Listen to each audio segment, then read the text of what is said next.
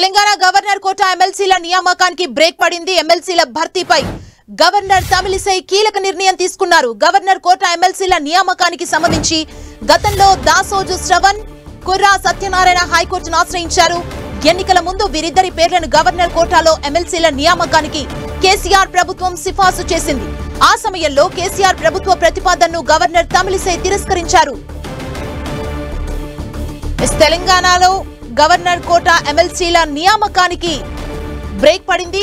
ఇదే అంశానికి సంబంధించి మరింత సమాచారం మా ప్రతినిధి కరుణాకర్ మనకు అందిస్తారు. Karunakar, governor Tamilisai Soundararajan MLC quota governor quota ఎమ్మెల్సీల నియామకానికి సంబంధించి చాలా కీలక నిర్ణయం తీసుకున్నారు. తాత్కాలికంగా గవర్నర్ కోటా ఎమ్మెల్సీ నియామకాలను నిలిపివేయాలని చెప్పి గవర్నర్ నిర్ణయం తీసుకున్నారు. మనం చూసాం, గత కేసీఆర్ ప్రభుత్వం ఇద్దరిని నామినేట్ చేస్తూ కుర్రా సత్యనారాయణ, దాసోజు శ్రవణ్ ఇద్దరిని కూడా గవర్నర్ కోటాలో ఎమ్మెల్సీలుగా నామినేట్ చేస్తూ గవర్నర్ కు సిఫారసు చేసింది. అయితే గవర్నర్ వివిధ కారణాల రీత్యా వారిద్దరి ఎమ్మెల్సీ అభ్యర్థిత్వాన్ని తిరస్కరించింది. ఈ నేపథ్యంలో గవర్నర్ నిర్ణయాన్ని సవాల్ చేస్తూ దాసోజు శ్రవణ్, కుర్రా సత్యనారాయణ ఇద్దరు వేర్వేరుగా హైకోర్టును ఆశ్రయించారు. ఇద్దరు కూడా హైకోర్టులో పిటిషన్ దాఖలు చేశారు. ఈ పిటిషన్ కు అసలు విచారణ అర్హం ఉందా, మెయింటైనబిలిటీ కాదా అన్న దానిపై నిర్ణయం తీసుకుంటామని చెప్పి హైకోర్టు చెప్పింది. ఈ నెల 24కి కేసును వాయిదా వేసింది. హైకోర్టులో ఈ కేసుపై విచారణ జరుగుతుంది కాబట్టి ఈ కేసు పూర్తి స్థాయిలో విచారణ జరిగేంత వరకు ఈ రెండు ఎమ్మెల్సీ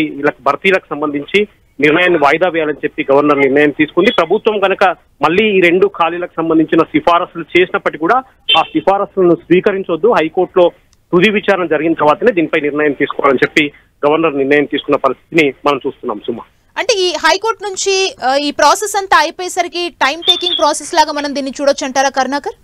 ఖచ్చితంగా సమయం పట్టే అవకాశం కనిపిస్తుంది. ఎందుకంటే గవర్నర్ యొక్క రెండు ఎమ్మెల్సీ స్థానాల అభ్యర్థిత్వాలను తిరస్కరించిన నేపథ్యంలో గవర్నర్ నిర్ణయాన్ని సవాల్ చేస్తూ కుర్రా సత్యనారాయణ, దాసోజు శ్రవణ్ ఇద్దరు కూడా హైకోర్టులో పిటిషన్లు దాఖలు చేశారు. అయితే ఆ పిటిషన్లకు విచారణ అర్హత ఉందా లేదా అన్నది ముందుగా నిర్ణయిస్తామని చెప్పి హైకోర్టు చెప్పింది. ఈ మేరకు ఈ నెల 24కు కేసును వాయిదా వేసిన పరిస్థితి మనం చూస్తున్నాం. ఒకవేళ విచారణ అర్హత ఉంది అని కనుక హైకోర్టు భావిస్తే విచారణ చాలా కాలం కొనసాగే అవకాశం మనకు కనిపిస్తుంది. ఎందుకంటే ఆర్టికల్ 171 ప్రకారం గవర్నర్ మంత్రిమండలి నిర్ణయాన్ని తిరస్కరించే హక్కు లేదని చెప్పి ఇద్దరు పిటిషనర్లు హైకోర్టు దృష్టికి తీసుకెళ్లారు. కానీ ఆర్టికల్ 361 ప్రకారం ఈ పిటిషన్ విచారణ అర్హతే లేదని చెప్పి గవర్నర్ తరఫు లాయర్లు వాదించిన పరిస్థితిని మనం చూస్తున్నాం. కాబట్టి హైకోర్టు దీనిపై ఎటువంటి నిర్ణయం తీసుకుంటుంది, ఈ పిటిషన్లకు విచారణ అర్హత ఉందా లేదా అన్న దానిపై హైకోర్టు నిర్ణయం తీసుకోబోతుంది. 24పై హైకోర్టు దీనిపై ఒక నిర్ణయం తీసుకునే అవకాశం కనిపిస్తుంది. ఈ పిటిషన్ తిరస్కరిస్తే కనుక ఖచ్చితంగా వెంటనే ఎమ్మెల్సీ రెండు గవర్నర్ కోటా ఎమ్మెల్సీ స్థానాలను భర్తీ చేసే అవకాశం కనిపిస్తుంది. కానీ విచారణ జరిగితే మాత్రం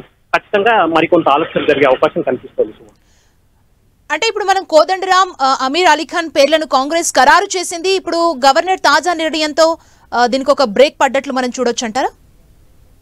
ప్రభుత్వం ఏవైతే రెండు ఎమ్మెల్సీ స్థానాలు గవర్నర్ కోటాలో ఖాళీగా ఉన్నాయో గత ప్రభుత్వం సిఫారసు చేసిన ఇద్దరు ఎమ్మెల్సీ అభ్యర్థిత్వాలను గవర్నర్ తిరస్కరించారు. కాబట్టి ఆ ఖాళీగా ఉన్న రెండు ఎమ్మెల్సీ స్థానాలను భర్తీ చేయాలని చెప్పి తెలంగాణ ప్రభుత్వం నిర్ణయం తీసుకుంది. ఆ మేరకు కోదండరాం కావచ్చు, లేకపోతే అమీర్ అలీఖాన్ కావచ్చు, ఇద్దరిని కూడా గవర్నర్ కోటాలో నామినేట్ చేయాలని చెప్పి ఇప్పటికే ఒక నిర్ణయం తీసుకుంది. కానీ ఇంతలోనే హైకోర్టులో దీనిపై విచారణ జరుగుతుంది. హైకోర్టులో ఈ కేసు పెండింగ్ లో ఉంది. కాబట్టి ఇప్పటికిప్పుడు ఈ రెండు ఎమ్మెల్సీ స్థానాలను భర్తీ చేయకూడదని చెప్పి గవర్నర్ నిర్ణయం తీసుకున్నారు. ఒకవేళ ప్రభుత్వం అటువంటి సిఫారసు అంటే మరో ఇద్దరు పేర్లను సిఫారసు చేస్తూ ప్రభుత్వం నుంచి సిఫారసు వచ్చినప్పటికీ కూడా ఆ సిఫారసును తిరస్కరించాలి, తీసుకోవద్దు అని చెప్పి గవర్నర్ నిర్ణయం తీసుకున్నట్టు కాసేపటి క్రితం అధికారికంగా రాజ్భవన్ ప్రకటించిన పరిస్థితిని మనం చూస్తున్నాం. సుమా, థ్యాంక్ యూ కరుణాకర్.